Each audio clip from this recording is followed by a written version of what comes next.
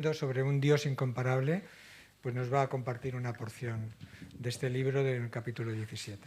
Así que vamos a darle paso y vamos a pedir que el Señor le use y le bendiga para bendecir a todos. Señor, queremos darte gracias por la vida de Marcos y aquello que has puesto en su corazón sobre esta serie del libro de Éxodo. Oramos que tú le des denuedo, le des palabra, le des gracia para poderla compartir con todos nosotros. Señor, no es solamente cosa de Él, de tu Espíritu, sino también de nosotros, los receptores. Prepara nuestro corazón, abre nuestro entendimiento, nuestros oídos, nuestro espíritu, para que podamos recibir tu palabra en esta mañana. En el nombre de Jesús. Amén. Buenos días.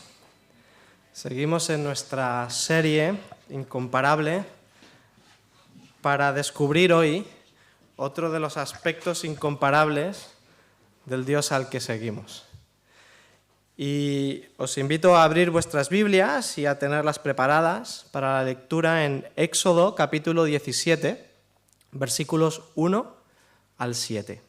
Éxodo 17, versículos 1 al 7. Tenedla ahí preparadas, la leeremos inmediatamente. Mirad, a finales de la Segunda Guerra Mundial, cuando el pueblo alemán estaba empezando a conocer lo que había sucedido en los campos de concentración, un pastor protestante, Günther Rutenborn, escribió una obra de teatro llamada La señal de Jonás. La idea de Rutenborn era intentar responder a la pregunta: ¿a quién debemos echar la culpa de lo que ha pasado? ¿Quién debe cargar con la culpa de este genocidio? Más de 6 millones de judíos fueron exterminados en la solución final en Belsen, Dachau, Mauthausen, Ravensbrück, Auschwitz y el resto de 15.000 campos de concentración que había por todo el Reich. Esto sin contar con las demás atrocidades que los nazis cometieron en Europa durante la guerra.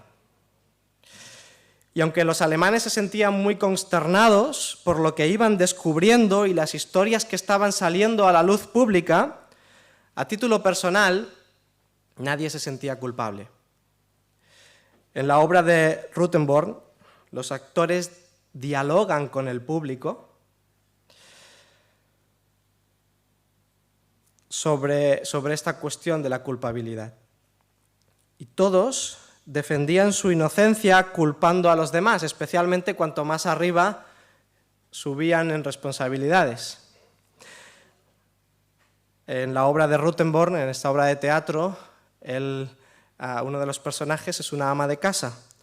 Y ella dice: yo estaba luchando con el racionamiento de alimentos, no tengo la culpa. El soldado decía: yo tampoco soy culpable, solamente obedecía órdenes.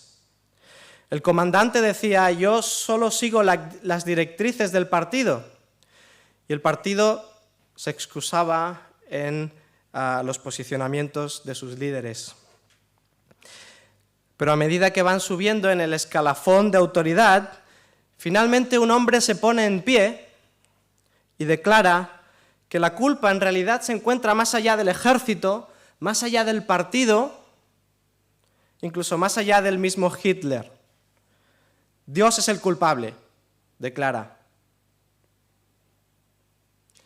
Dios es el único que tiene que ser juzgado, y no por lo que los nazis hicieron durante el Tercer Reich, sino por todas las miserias y calamidades que vemos en el mundo.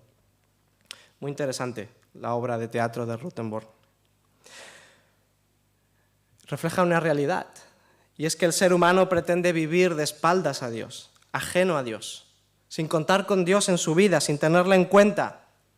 Pero cuando cosechamos el fruto de nuestra locura, empezamos a proyectar las culpas sobre otro, a tirar balones fuera, hasta que finalmente, tarde o temprano, acabamos culpando a Dios. De repente, los acusados se convierten en acusadores y pretenden montarle un juicio a Dios para ser juzgado. Y eso es precisamente lo que vamos a ver esta mañana en este texto de Éxodo 17. Éxodo 17, versículos 1 al 7, dice: toda la congregación de los hijos de Israel marchó por jornadas desde el desierto de Sin, conforme al mandamiento del Señor, y acamparon en Refidim. Y no había agua para que el pueblo bebiera. Entonces el pueblo contendió contra Moisés y dijeron: danos agua para beber. Y Moisés les dijo: ¿por qué contendéis conmigo? ¿Por qué tentáis al Señor?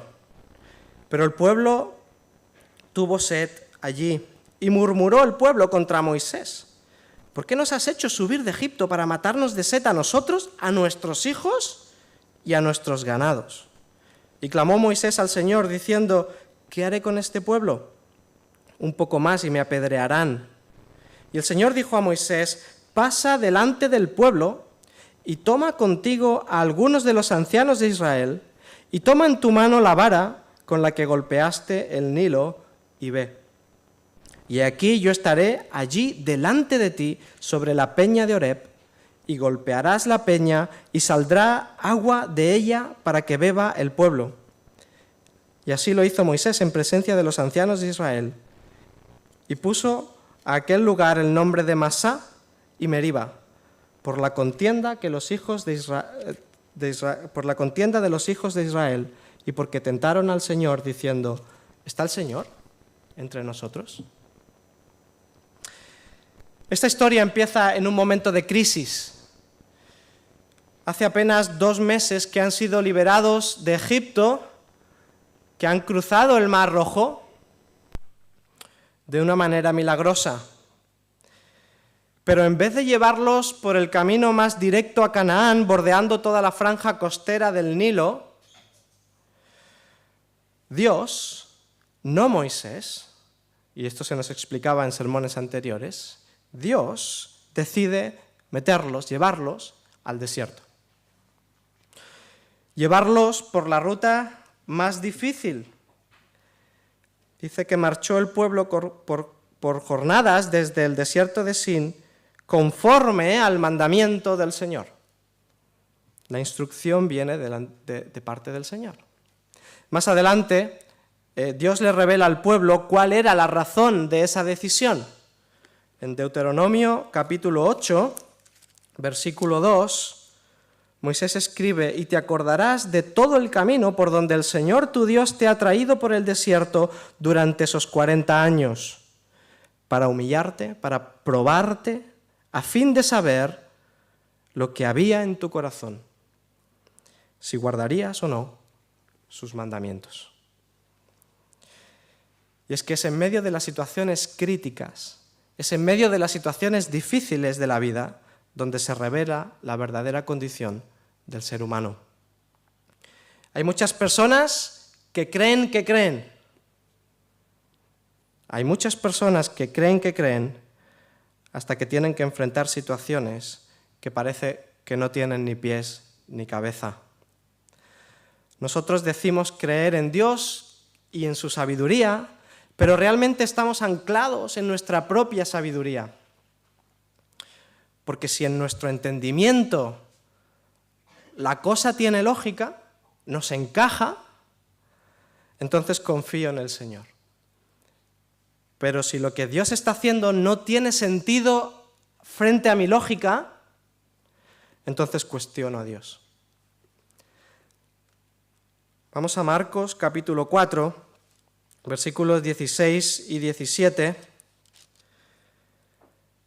Y está Jesús hablando en parábolas y dice: de igual manera, estos en que se sembró la semilla en pedregales son los que al oír la palabra enseguida reciben con gozo la palabra, pero no tienen raíz profunda en sí mismos, sino que solo son temporales. Entonces, cuando viene la aflicción o la persecución por causa de la palabra, enseguida tropiezan y caen. ¿Cómo son nuestras raíces en el Señor? ¿Cómo están nuestras raíces en el Señor? Creo que estaréis de acuerdo conmigo, probablemente fruto de la experiencia, que el sufrimiento nunca te deja como te encuentra. El sufrimiento nunca te deja como te encuentra. Dice Tim Keller que el sufrimiento polariza a los seres humanos. Dice que en esa polarización, algunos se aferran más al Señor en medio del dolor y se vuelven más compasivos con otros que están sufriendo también. Y otros, fruto del dolor, del sufrimiento, se vuelven más cínicos, se aíslan de los demás, lo cuestionan todo y se sumergen en la autocompasión. Y eso fue precisamente lo que le pasó a Israel en este pasaje que acabamos de leer. Dios les había colocado en una situación muy difícil, en una situación peligrosa. En el desierto del Sinaí, la deshidratación se produce en cuestión de horas. Es una situación climatológicamente muy adversa la que se vive en aquel desierto. Así que el suministro de agua era urgente o todos morirían. ¿Qué debió hacer Israel en estas circunstancias? Debió clamar a Dios pidiendo ayuda, porque Dios ya se ha mostrado poderoso y capaz entre ellos. Les sacó de Egipto, cruzaron el mar de manera milagrosa, la nube les acompañaba de día y la columna de fuego por la noche, el maná, del que nos hablaba Nacor la semana pasada, el alimento, la provisión necesaria en situaciones adversas. ¿Acaso no tendría Dios poder para darles agua en esta situación? Aquí tenemos un desafío en el que meditar y en el que pensar, porque això no és dit i fet. Això és més complicat. Això no es dit i fet. Tiene sus complejidades y necesitamos que el Señor nos ayude a confiar en Él cuando las situaciones son adversas. En vez de clamar en oración, Israel decide ponerle una demanda judicial a Dios. Israel va al juzgado a ponerle una demanda al Señor y a Moisés. Versículo 2. Entonces el pueblo contendió contra Moisés y dijeron, danos agua para beber. Y Moisés les dijo, ¿por qué contendéis conmigo? ¿Por qué tentáis al Señor? En hebreo, contender, el original, tiene la connotación de un litigio judicial, de un conflicto en los tribunales. Por eso Moisés, al final de este pasaje, dice que llamó a aquel lugar Masá y Meriba, por la contienda de los hijos de Israel contra el Señor. Masá significa poner a prueba. Y lo que hizo Israel en este momento fue poner a prueba a Dios y le encontraron insuficiente. Meriba viene de la raíz hebrea rib, que significa poner una demanda judicial. Así que lo que está pasando aquí es mucho más que expresar una simple queja al Señor. Y el veredicto al que llegaron fue la pena capital. Moisés le dice a Dios, el pueblo, versículo 4, está a punto de apedrearme. Pena capital. El juicio es contra Moisés, pero en realidad, en el fondo, es contra el Señor. En el versículo 2 dice, ¿por qué tentáis al Señor? Y en el versículo 7, al final, se cuestionan, ¿está el Señor entre nosotros o no? En otras palabras, Dios prometió su presencia entre nosotros. Eso fue lo que nos dijo antes de sacarnos de Egipto. Nos dijo que nos llevaría a una tierra en la que fluye leche y miel, pero nos ha traído al desierto para matarnos de sed a todos. Estaban acusando a Dios de violar la promesa de su pacto. Dios nos mintió, Dios no fue del todo claro con nosotros. Y Moisés y Dios son acusados de genocidio. Versículo 3. Nos has hecho subir de Egipto para matarnos de sed a nosotros, a nuestros hijos y a nuestros ganados. Esta crisis no solo reveló la incredulidad de sus corazones, sino también la ingratitud y la falta de respeto, de temor a Dios. Pero antes de juzgar duramente al pueblo y de condenarlos, no debemos olvidar que ese es el cuadro que también Dios pinta de la humanidad. En Romanos 1, cuando Pablo escribe su carta a los romanos, en el capítulo 1, versículos 18 al 21, Pablo desarrolla allí por qué necesitamos la salvación de Dios. Lo voy a leer en Nueva Traducción Viviente. Dice: la gente ha negado injustamente la verdad acerca de cómo es Dios. Y el Dios Altísimo está muy enfadado por esa maldad de injusticia. Esa gente sabe todo lo que puede saber acerca de Dios, pues Dios mismo se lo ha mostrado. Por medio de lo que Dios ha creado, todos podemos conocerlo y también podemos ver su poder. Así que estas personas no tienen excusa, pues saben de Dios, pero no lo respetan ni le dan gracias. No piensan más que en hacer lo malo y en puras tonterías. Lo mismo que los pecados de Israel en el desierto: incredulidad e ingratitud. Y si profundizamos un poquito más en esta idea, ni siquiera los que conocemos a Dios, ni siquiera los que seguimos a Jesús cada día, estamos exentos de caer en la misma actitud que el pueblo en este pasaje. Cuando Dios permite que pasemos por situaciones que parece que no tienen ni pies ni cabeza, muchas veces, si somos honestos, nos olvidamos de su bondad, nos olvidamos de su fidelidad, de su poder, de su sabiduría, de su provisión, de cómo Dios nos ha provisto hasta ahora, y nos olvidamos de tantas otras realidades que Dios representa, que ya hemos experimentado antes, y nos llenamos de amargura y de descontento, o nos sentimos insatisfechos por las cosas que Dios está permitiendo en nuestra vida. Si somos honestos, en más de una ocasión querríamos quitarle a Dios el guión de nuestra vida para hacerle unos retoques. Nuestra falta de contentamiento con las cosas que Dios nos envía revela un intento muy sutil de llamarle la atención a Dios, de darle un toque de atención a Dios. Ahora, aquí viene lo incomparable de Dios, lo increíble de esta historia. ¿Cómo reacciona Dios ante el pecado del pueblo? ¿Cuál es la reacción de Dios frente a la ingratitud y a la desconfianza de Israel? Versículo 5. El Señor dijo a Moisés: pasa delante del pueblo y toma contigo algunos ancianos de Israel y toma contigo en tu mano la vara con la cual golpeaste el Nilo y ve. Dios le ordena a Moisés que se ponga delante del pueblo, no como acusado, sino como juez de la nación. Eso es lo que simbolizan los ancianos, ¿verdad? Le pide que vengan los ancianos contigo.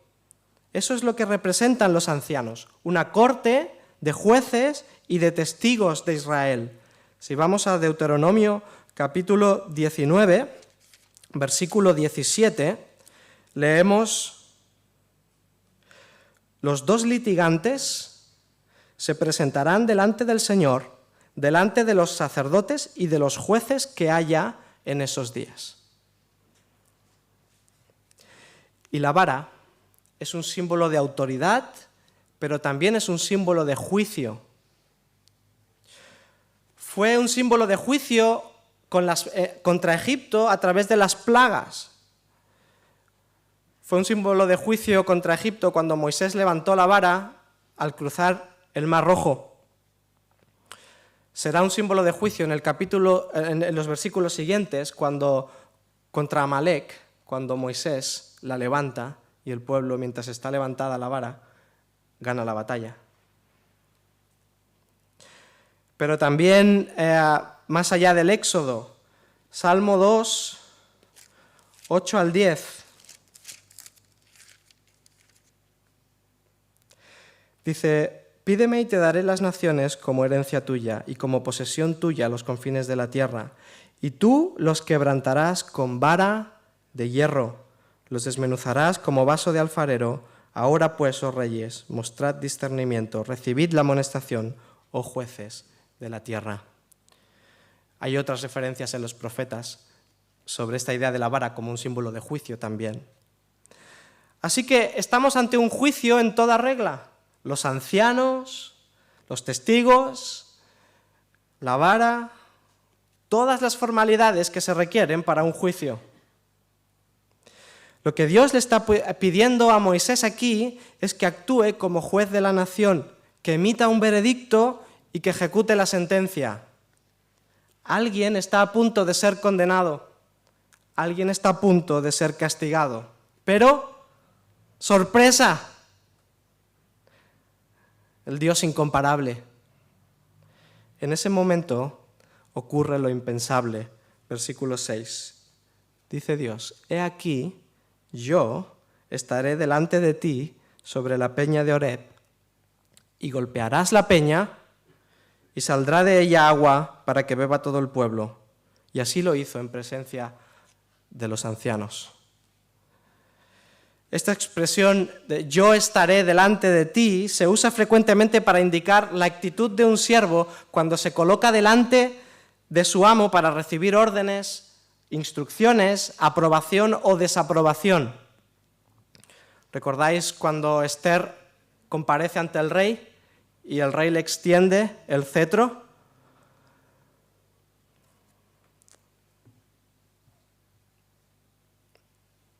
Claro, lo que pasa es que normalmente somos los seres humanos los que comparecemos delante de Dios, excepto aquí, que es Dios el que comparece. Dios decide colocarse en el monte Horeb sobre la roca, en el banquillo de los acusados. En el Antiguo Testamento a menudo se usa el simbolismo de la roca para referirse a Dios como aquel que trae salvación a su pueblo. Deuteronomio capítulo 32, versículo 4. La roca, su obra perfecta, porque todos sus caminos son justos. Dios de fidelidad y sin injusticia, justo y recto es Él. Salmo 18.1. Voy a hacer esgrima bíblico. Salmo 18.1. Yo te amo, Señor, fortaleza mía, roca mía. Ahora, ¿qué es lo que está pasando aquí? Que Dios está poniendo delante de Moisés para recibir todo el castigo que el pueblo merece. Los israelitas merecen morir por su incredulidad y por su ingratitud. Pero Dios asume la culpa para poder salvarlos sin pasar por alto su perfecta justicia. Golpearás la peña, esa indicación que Dios le da a Moisés, golpearás la peña, es equivalente a decir, me golpearás a mí para que el pueblo sea salvado. El pecado no puede quedar impune, pero yo voy a asumir, yo voy a sufrir las consecuencias. Y el milagro llegó, porque cuando Moisés golpea la roca, sale tanta agua que todo el pueblo pudo saciar su sed. ¿Cuántos eran? ¿1 millón? ¿1,5 millones? ¿2 millones de personas? Más el ganado que también estaría sediento. Todo el pueblo sació su sed.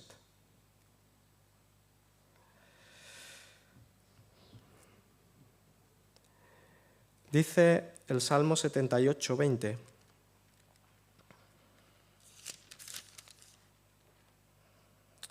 He aquí hirió la roca y brotaron aguas y torrentes se desbordaron. Y está haciendo alusión a este pasaje en Horeb. El torrente de agua inundó la tierra. Así que no fue un chorrito de agua para ir llenando garrafas por familia. El Salmo 105 nos dice que las aguas corrieron por los sequedales como un río. Impresionante. Incomparable. El pueblo tiene toda la culpa y Dios recibe todo el castigo. Y en medio de ese mismo castigo provee al pueblo el agua que necesitan, la salvación que necesitan en abundancia, sobreabundantemente. Estamos ante el resumen de las buenas noticias de Dios para la humanidad, para ti y para mí.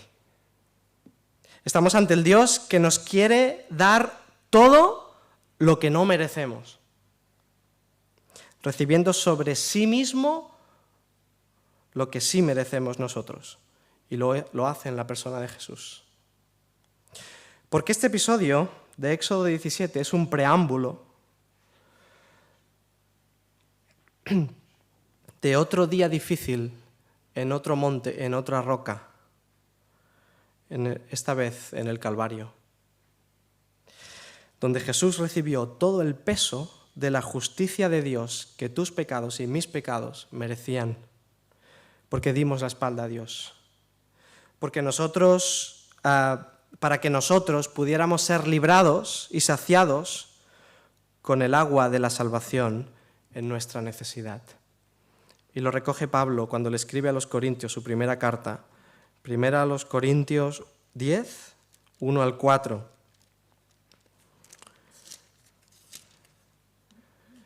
Porque no quiero que ignoréis, hermanos, que nuestros padres todos estuvieron bajo la nube y todos pasaron por el mar, y en Moisés todos fueron bautizados en la nube y en el mar. Y todos comieron el mismo alimento espiritual, y todos bebieron la misma bebida espiritual, porque bebían de la roca espiritual que los seguía, y la roca era Cristo, era Jesús.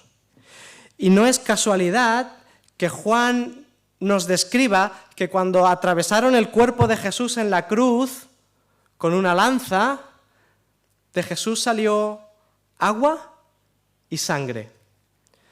Juan 19, 34.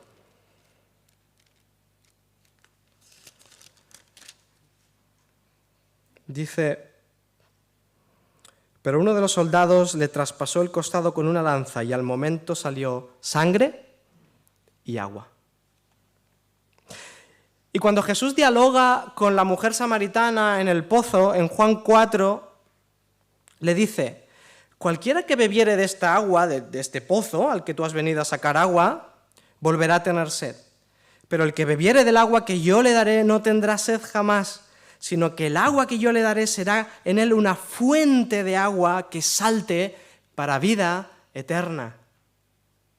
En otras palabras, Jesús le dice: mujer, yo soy la auténtica roca del monte Horeb.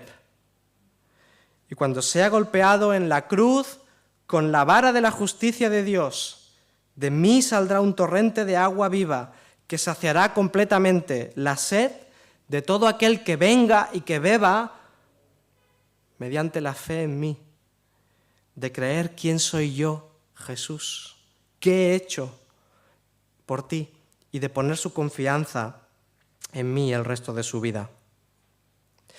El profeta Isaías, 700 años antes de Jesús, profetiza su venida y lo representa, lo expresa de la siguiente manera. Isaías 32, 1 y 2.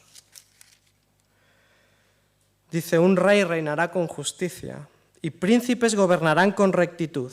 Cada uno será como refugio contra el viento y un abrigo contra la tormenta. Dice: como corrientes de agua en tierra seca, como la sombra de una gran peña en tierra árida. Ese es Jesús.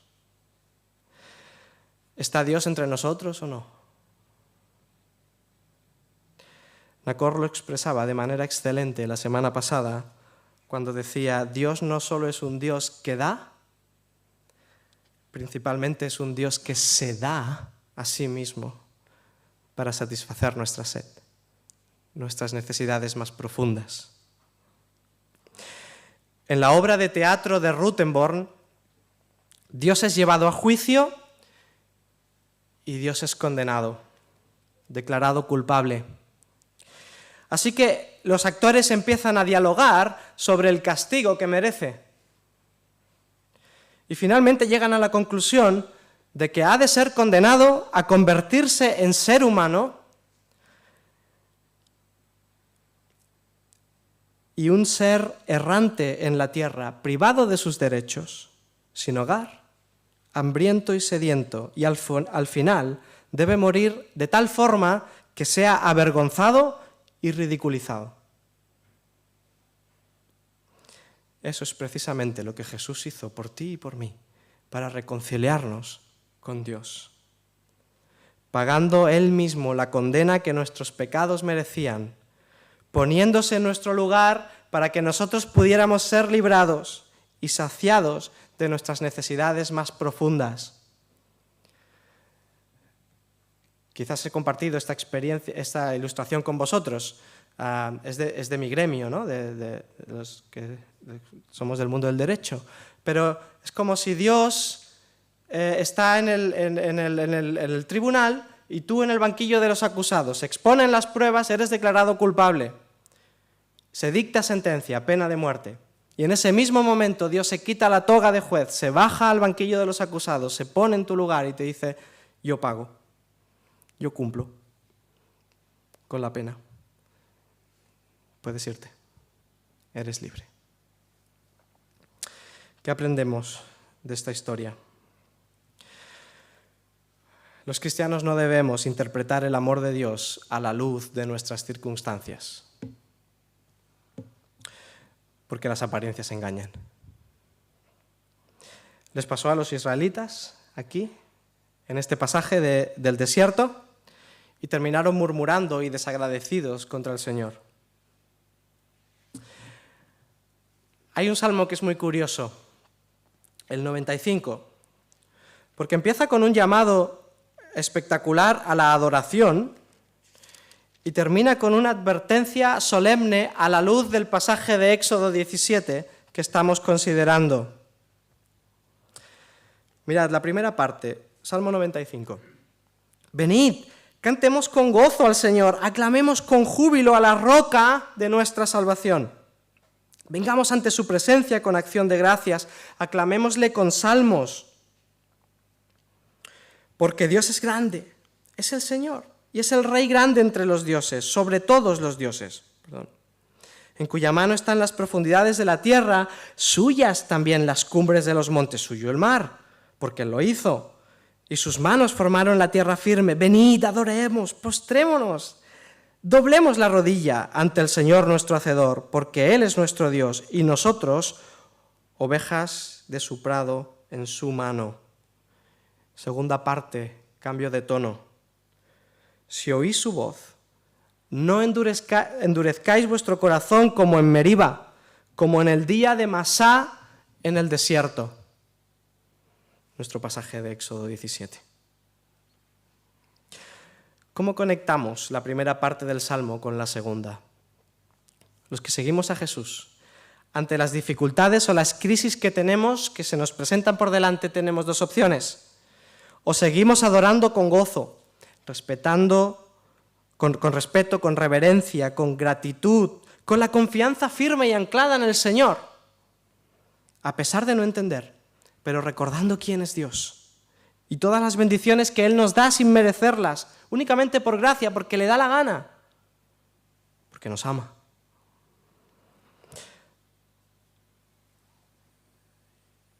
O nos quejamos contra Dios y le cuestionamos. Lo que Dios nos advierte en el Salmo 95 es que esa actitud de queja, de cuestionamiento, de ingratitud, de descontento, es incredulidad, es veneno para nuestra alma, nos hace daño, pero también es una afrenta contra Dios. Así que pensemos en lo que Jesús hizo por nosotros en la cruz, cuando la vara de la justicia perfecta de Dios estaba a punto de caer sobre nosotros. Jesús interpuso y nos cubrió para recibir Él el golpe. Frecuentemente, en medio de determinadas circunstancias, nos quejamos de la falta de agua. Pero si tú tienes a Jesús, tienes demasiado. Y no importa de lo que carezcamos en este mundo. Pero si tú estás sin Jesús en tu vida, no tienes nada, aunque lo tengas todo en este mundo. Por favor, no sigas deshidratándote en la sequedad de este mundo. Tanto si no tienes a Jesús en tu vida, como si le tienes, pero le cuestionas, porque alrededor las circunstancias parecen no tener ni pies ni cabeza. Acércate a Jesús, acerquémonos a Jesús. Bebe de esa fuente de agua viva, confía en Él, créele a Él. Y si hay alguien aquí que quiere acercarse a Jesús por primera vez y aceptar eso que ha hecho por ti, búscame después del culto. Podemos charlar un poquito más sobre esto. No lo dejes para mañana, te va la vida en ello. Y Jesús tiene un regalazo para ti. Y si ya sigues a Jesús, pero no paras de cuestionarle, dialoga con Él a la luz de este pasaje de Éxodo 17. A través de la experiencia de Israel, y reconoce que Dios es suficiente para tu vida, que si tienes a Jesús lo tienes todo. Pide perdón y reenfoca. Dios está dispuesto a recibirnos nuevamente. Que el Señor nos bendiga.